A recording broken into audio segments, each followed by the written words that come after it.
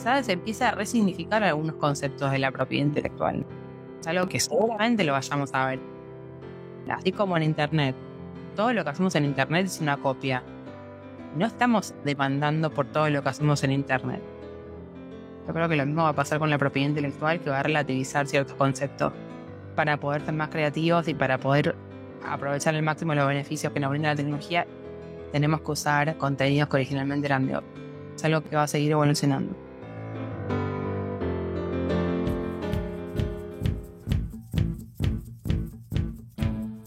El diseño de packaging debe seducir, informar, entretener y hasta salvar el planeta.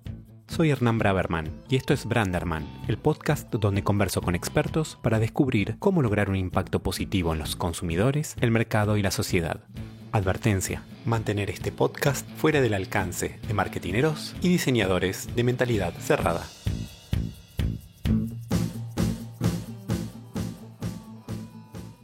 Antes de pasar a la entrevista, les quiero presentar mi agencia. Marcas con propósito, humanas, ágiles, honestas, que no dejan a nadie indiferente. 3D crea y revitaliza marcas para imaginar y dar forma al futuro. 3D la agencia de branding y diseño de packaging para marcas audaces.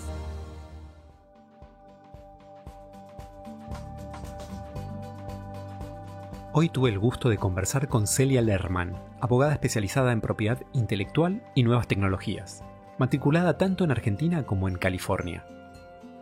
Es socia del estudio Lerman y Slack, donde asesora y representa empresas en el ámbito de la tecnología, combinando su experiencia legal con un profundo entendimiento del mundo creativo. Celia es magíster en Derecho por Stanford University, donde fue becaria Fulbright. En este episodio, Celia nos adentra en el fascinante mundo donde convergen el derecho y la creatividad. Exploramos los elementos de una marca que pueden protegerse legalmente y los desafíos particulares que enfrentan los diseñadores de packaging. También analizamos un caso emblemático del mercado argentino que nos revela valiosas lecciones sobre la protección de la identidad visual y el valor emocional de las marcas. Por último, discutimos los nuevos retos que plantea la inteligencia artificial generativa para la propiedad intelectual. Hoy, con ustedes, Celia Lerman.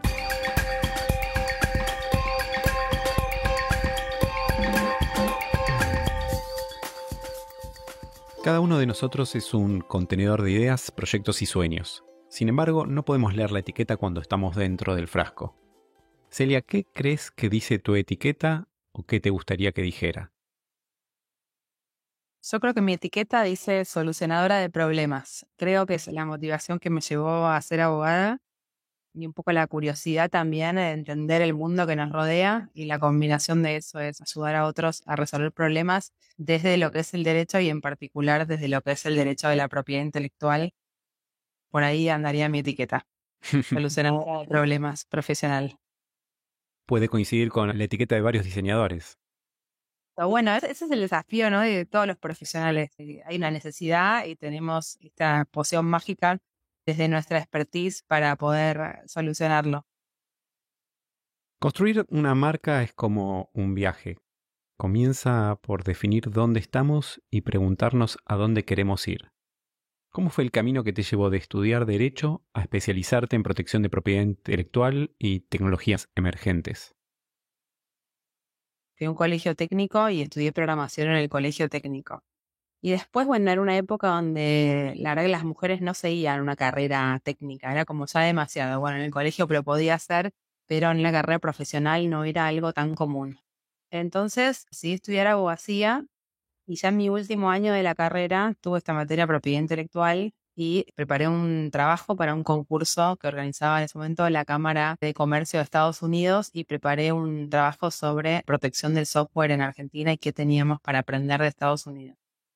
Ese paper que hice ganó el concurso y un poco ya me motivó a mi carrera, y los abogados podemos ser generalistas o especialistas. Y yo dije, bueno, me meto de lleno, me tiro a la pileta a ver qué pasa con esta carrera que combinaba todo lo que era mi interés por la programación junto con esto de resolver problemas legales. Y ya desde ese momento no cambié de orientación profesional.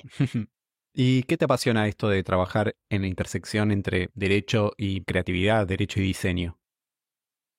Es fascinante Primero, bueno, por la gente que uno conoce, poder capturar, ¿no?, el valor de sus ideas y su creatividad, plasmarlo, o sea, es intangible, que arman los creativos en algo que es súper formal, que tengan una herramienta para poder promocionar y darle valor a todo eso es intangible que generan. También de que es una rama del derecho que está en constante evolución. Por ejemplo, nosotros tenemos la misma ley de propiedad intelectual desde hace casi un siglo. Pero, sin embargo, bueno, algunos dirían, bueno, tenemos la ley, pero otros, como yo, pueden decir, bueno, reinterpretemos la ley a su mejor luz, sigamos viendo su evolución. La verdad que el derecho es algo vivo, el derecho es algo dinámico. Nada más lejos que estudiar de memoria, por ejemplo, en lo que es la rama de la propiedad intelectual, porque es algo que se aplica y evoluciona todo el tiempo, y por eso también exige soluciones creativas a los que practicamos esta área del derecho. Mi postura es que siempre existe esa respuesta legal para un escenario nuevo que no existe, como sea la inteligencia artificial, como hace un tiempo fue, bueno, la protección de marcas en Internet. Siempre las nuevas tecnologías te desafían, pero también siempre hay respuestas para darle y cómo hacer para que esa respuesta sea, ¿no?, lo más apropiada posible, usando los recursos que ya tenemos. Requiere mucha creatividad. Me llamaba la atención lo de capturar valor. ¿Por qué hay que capturarlo? ¿Qué pasa si no lo protegemos? Al final del día, el registro es la herramienta que tiene ese creativo para poder vender su producto, para poder licenciarlo, para poder, o sea, realmente operar con eso y el día de mañana, si llega a haber un conflicto, si llega a haber una necesidad, cuando hay un fuerte crecimiento, también tiene que estar plasmada toda esta creatividad en un registro. Si no, da lugar a discusiones sobre qué es lo que se creó, en qué momento se creó, cómo se creó. La propiedad intelectual te ayuda a potenciar tu creatividad, ¿no? Siempre respetando el derecho de otro creativo, pero a la vez pudiendo potenciar lo que ya existe. Sería para nuestra audiencia de diseñadores y marketineros. ¿Nos podés explicar qué elementos de una marca pueden protegerse legalmente? Primero tenemos lo que es el nombre en sí, o sea, las palabras que componen a esa marca. Punto importante a tener en cuenta es que el registro de marcas es territorial, o sea, no existe una marca a nivel mundial como sí existe dentro del de branding, ¿no? La marca es global. Bueno, las marcas a nivel global son territoriales. Entonces, por ejemplo, una marca tan famosa como Coca-Cola tiene que tener registro en todos los países del mundo para estar protegida. Y el otro concepto es que las marcas se registran por clase. Para que una marca tenga protección hay que registrarla en la clase apropiada. Hay 45 clases entre productos y servicios. Esto obedece a una clasificación internacional que es ciertamente un poco arbitraria, pero que bueno, dentro de esa clasificación no es lo mismo registrarla para indumentaria que registrarla para servicios de marketing, que registrarla para metales.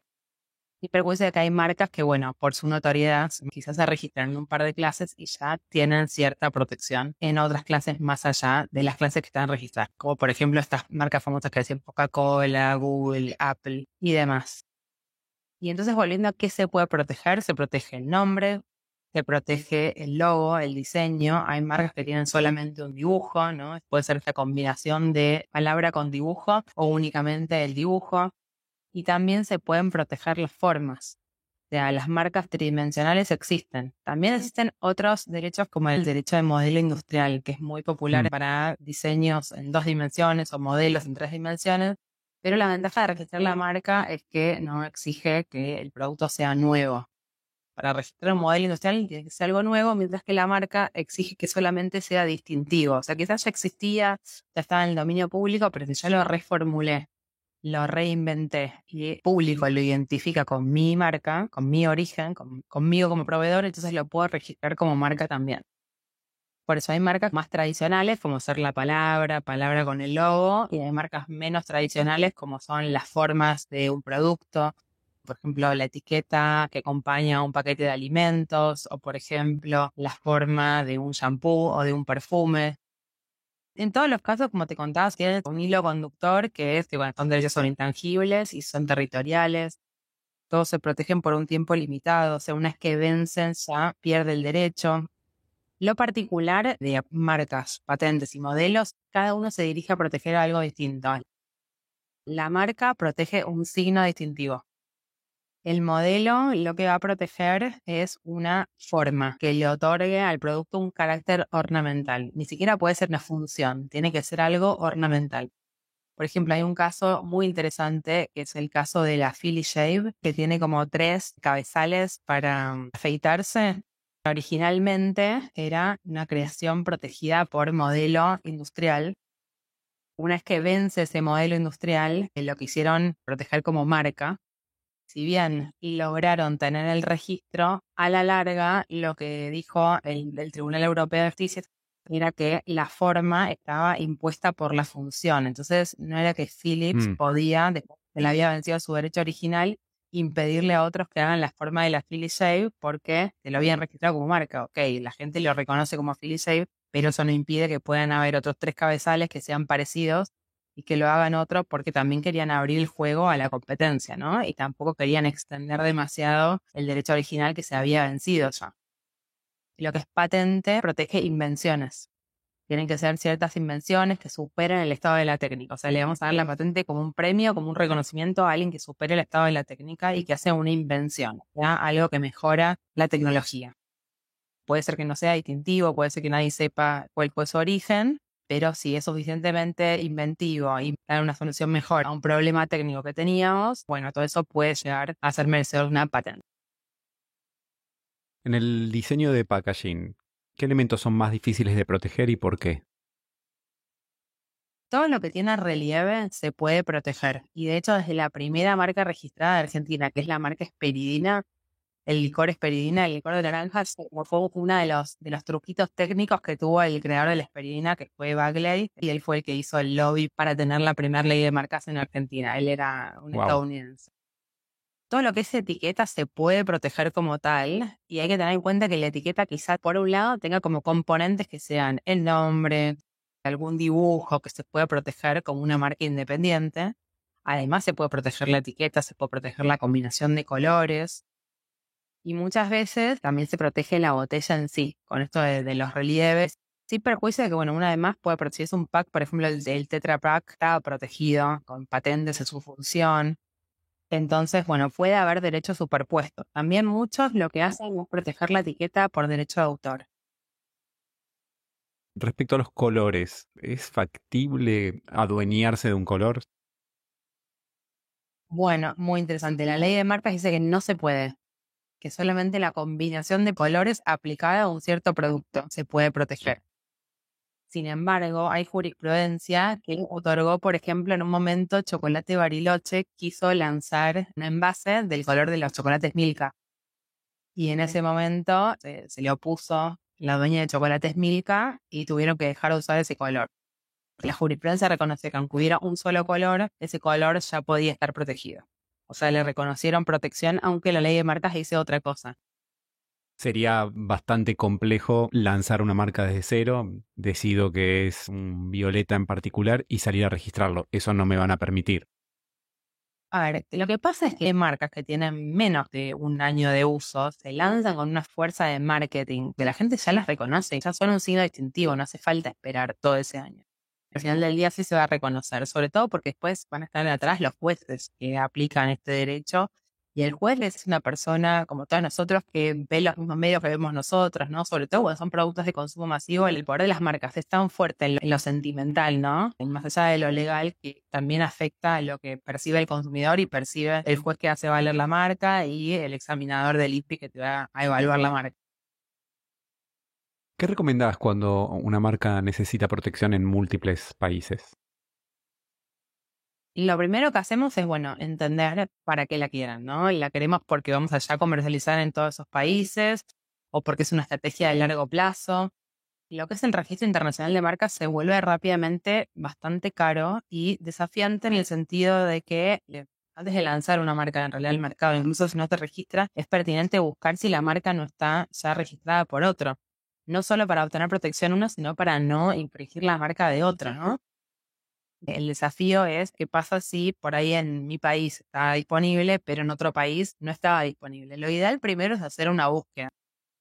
A ver, no siempre es posible, no siempre es posible por los tiempos del marketing, por los tiempos del lanzamiento del producto, por el tiempo de la validación, ¿no? Pero lo ideal apenas se define el nombre es hacer la búsqueda para ver si esa marca ya está disponible en todos los países de interés, a corto y a mediano plazo. O sea, a largo plazo es muy difícil de prever, pero aunque sea armar una estrategia, bueno, este producto se va a lanzar en Latam primero, este producto se va a lanzar en Asia primero, esta marca tiene algún significado negativo que pueda ser contrario, por ejemplo, en Argentina no se registran las marcas, entre comillas, contrarias a la moral y buenas costumbres, ¿no? Es un requisito que poco a poco se lo fue dejando de lado, pero bueno, ¿qué pasa si una marca es ofensiva? En otro país puede ser que nos juegue en contra. Bueno, busquemos si está registrada y si es viable potencialmente después registrarla en todos estos países que nos interesan. Más allá de que lo vayamos a hacer o no, porque rápidamente se vuelve muy caro el tema del registro en muchos países a la vez. Lo que hacemos casi siempre es armar estrategia de protección a corto, a mediano y a largo plazo. Bueno, en esta primera ronda vamos a lanzar en estos 5 países y entonces pedimos la marca porque la marca tarda en general 9 meses más o menos promedio en registrarse, siendo optimistas, ¿no? Puede ser que tarde un poco más y hay algunos países que incluso tarda un poco menos. Pero primero planteamos los 5 países, después una segunda tanda de 5 países. Muchas veces para los clientes y para los creativos, te diría, las marcas que son más atractivas son las marcas que son descriptivas, ¿no? Por ejemplo, tienda de café. Bueno, imagínate que sale otro al lado que diga mercado de café. Entonces eso que lo hace ser tan clara a nivel marcario nos la recomplica porque no es tan distintiva. Lo ideal para los abogados de marcas son las marcas de fantasía. Tiene un significado propio que adquiere una vida propia y lo ayuda a estar totalmente diferente de las demás marcas de rubro. Hay que ponerse creativo. Exacto, para eso están los creativos.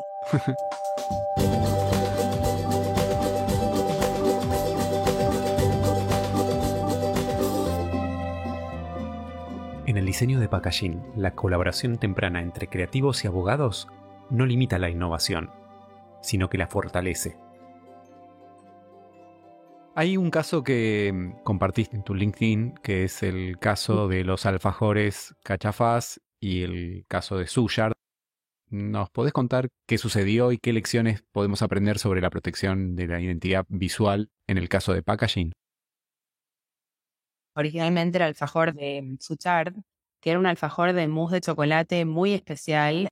Toda una generación que ahora tendremos entre 40 y 50. Son golosinas argentinas icónicos de la infancia de muchos. Lo que sucedió fue que esta empresa, Suchard, fue luego comprada por Kraft, una multinacional, que luego a su vez fue comprada por Mondelez. Y en alguna de estas compras, internacionalización de uno que era una empresa local, se perdió el portfolio de marcas. Por algún motivo no se renovó la protección que tenía ese alfajor, tanto en su nombre como pero particularmente en su etiqueta, que era una etiqueta muy distintiva con una espiral marrón y naranja. Una etiqueta que realmente era notoria y sabían de qué productos se trataban, con una conexión emocional muy fuerte. Mondelez es una empresa de consumo masivo que reemplaza un poco en el mercado las marcas locales con las marcas extranjeras. Cuando llega Cachafaz al mercado, deciden lanzar un alfajor de mousse de chocolate y toman lo que fue este espiral naranja y marrón, mismo packaging en espejo, con una letra un poquito distinta, pero que claramente al que lo conocía le evocaba esa marca. Y no solo lo lanzan al mercado, cuando era una empresa muy chiquita que recién lanzaba al mercado, sino que registran el packaging nuevo a nombre propio. Cuando lo registran a nombre propio y el producto empieza a crecer en el mercado, claro, y los viejos consumidores que ahora tenían 30 y pico, lo vuelven a comprar al alfajor Cachafaz de mousse con este packaging que evocaba su infancia, Mondelez, un par de años después, lanza su propio alfajor de mousse y el nuevo jugador Cachafaz empieza una batalla legal. Se llama, en la técnica legal se llama lo que son las marcas zombies. O sea, una marca que murió por algún motivo vuelve a revivir de la mano de otro y bueno, el dueño original se queda como un poco desconcertado. Y en este caso, Mondelez quiso volver a lanzar el producto y se encontró con que ya no podía hacerlo porque había un nuevo jugador que le tomó la marca que se te había extinguido y no solo eso, sino que la registró a su nombre. Así que bueno, empezaron una batalla total. Y lo más interesante, digamos, del posteo de LinkedIn, me contactaron los creadores de las dos marcas, los creadores de Cachafaz y los creadores que participaron en esa campaña de Suchard que habrá sido en los años 80, 90. Entonces los que hablaban de Suchard, todo esto son comentarios públicos, los que hablaban de Suchard decían, mirá que este fue un producto que fue súper creativo, la gente que trabajaba en ese team eran unos genios que crearon un producto de altísima calidad. nada que ver con los productos que siguieron después. Y los nuevos jugadores cachafaz decían, bueno, pero la verdad que yo no me copié de nada, justamente le devolvimos al mercado algo que ya había perdido, que era justamente tener un alfajor de mousse de buena calidad. Claro. Y no nos copiamos de nadie, o sea, tomamos esto que nadie lo tenía protegido. A mí una de las moralejas es, si sos un equipo de branding, cuando viene del exterior, también que querés imponer tus marcas multinacionales, pero también hay que tener en cuenta, ¿no?, la sensibilidad local y seguir protegiendo los portfolios de marcas locales, porque el consumidor local lo valora mucho. Quizás es algo que ahora hay más conciencia, ¿no?, respecto de los años, no sé, 2000, cuando empezó todo este conflicto. Por ahí ahora hay como un respeto mayor a lo que son los gustos más locales. También al revés, ¿no? Para los creativos, entender que si algo no está protegido y bueno, revivirlo puede tener un impacto enorme. Sushard podría haber mantenido el registro activo a pesar de no estar el producto en el mercado por 10 años. Sí, podrían haberlo hecho. Hay unos truquitos legales que tendrían que haber pedido la marca de vuelta, Inés tendría que haber opuesto. Cachafaz, claramente, algún estudio hizo en su momento y se dio cuenta que no estaba registrado porque lo mismo le pasó a Habana y ahí fue que se lanzaron con todo. Tenemos clientes que nos piden este análisis de la técnica, se llamaría Freedom to Operate, o sea, tengo libertad para operar con estos signos, pero muchas veces es eso, ¿no? Se trata de invertir un poquito en entender que está registrado y que no, y volver a revivir los signos. Un poco esa es la lógica de la ley de marcas, que te vamos a dar la marca la posibilidad de renovarla mientras la uses, y una vez que no la renovaste o porque no la usaste, porque no te interesó más, no quisiste invertir más, bueno, ya es de dominio público, cualquiera lo puede usar. Y en esto, bueno, el gran desafío, ¿no? Es fascinante entender un poco cómo operan las leyes de marca sin usarlas en el beneficio propio. Interesante, ¿no? Toda la pasión que genera un tema marcario, ¿no? Cuán cerca está de la emoción de los consumidores. Totalmente, totalmente. Y esto es lo que te decía, que captura el valor que le da el consumidor. Es todo esto que el consumidor siente y esta relación fuerte que tiene, sobre todo de marcas que vivió de chico, ¿no? Y que le genera nostalgia. Celia, te propongo un breve juego. Como sabes, en los estudios creativos suele haber una mesa de ping-pong. Así que te voy a hacer una serie de preguntas rápidas y tenés que elegir entre dos conceptos. ¿Estás lista para el ping-pong de Brandaman? Sí, adelante. ¿Asesorar empresas o asesorar creativos? Empresas. ¿Litigar o negociar? Negociar. 100%. Porque litigar yo creo que saca lo peor de cada uno, mientras que con acuerdos se pueden lograr soluciones mucho mejores para ambas partes. ¿Práctica global o práctica local? Global. Ahí uno entiende las culturas y entiende cómo hacer puente entre diferentes culturas también. Creo que es mucho más interesante y también mucho más rico para aprender más de otros y ver qué podemos aplicar y qué no en ese tablero de juego. ¿Derecho marcario o derecho de autor? Derecho marcario. La marca nos da 10 años de protección, pero nos protege contra lo idéntico y contra lo similar. ¿Innovación legal o precedentes establecidos? Ambos, un mix. Bien, te dejo una en la red. Sí, porque la seguridad jurídica es fundamental para que los demás entiendan cómo jugar el juego legal. Y por último, ¿los grandes abogados especialistas en marcas nacen o se hacen? Se hacen. Se hacen en la cancha, se hacen en las batallas con los clientes. Ahora vamos a hablar del futuro y algo que nos inquieta a los diseñadores, que es la inteligencia artificial, y como experta que sos en esta intersección entre la inteligencia artificial y las marcas, ¿cuáles crees que son los principales desafíos legales que plantea la inteligencia artificial generativa en el diseño? Por un lado está la titularidad, si yo soy realmente dueño de las creaciones que realizo. Y ese es un gran desafío. Incluso, por ejemplo, hay plataformas donde uno puede generar esta música con inteligencia artificial. Hace poco, por ejemplo, di una clase de propiedad intelectual, hicimos una canción con inteligencia artificial generativa sobre dictar una clase de propiedad intelectual.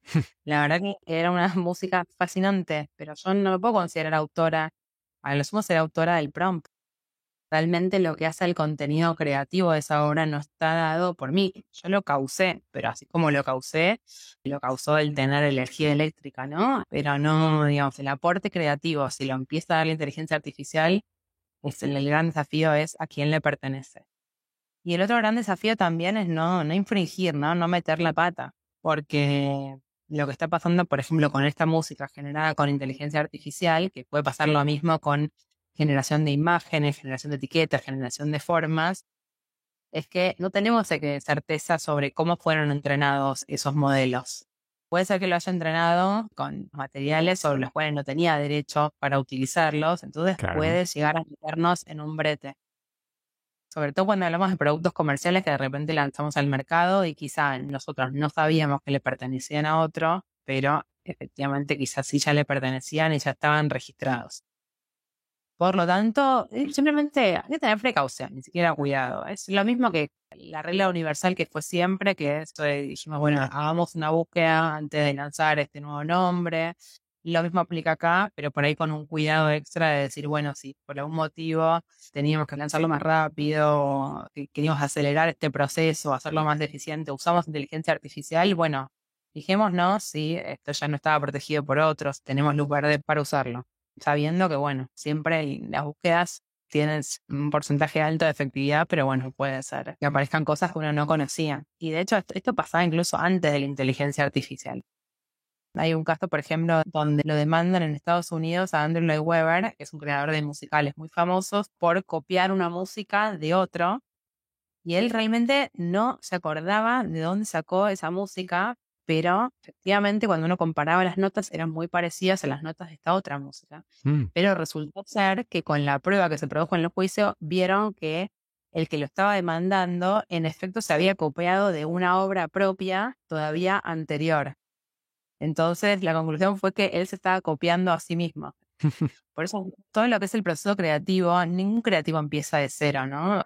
La verdad es que la creatividad surge de los materiales a los que uno se expone, ninguna creación surge de cero y bueno, lo mismo le pasa a la inteligencia artificial, nada más que la velocidad que adquiere cuando uno le mete inteligencia artificial al asunto es mucho mayor y por eso en un momento está bueno bajar un cambio y decir, bueno, ¿dónde estamos parados? Sobre todo si vamos con esto a identificar un producto, ¿no? Entender un poco dónde se ubica esto respecto de lo que ya hay para tener luz verde para avanzar.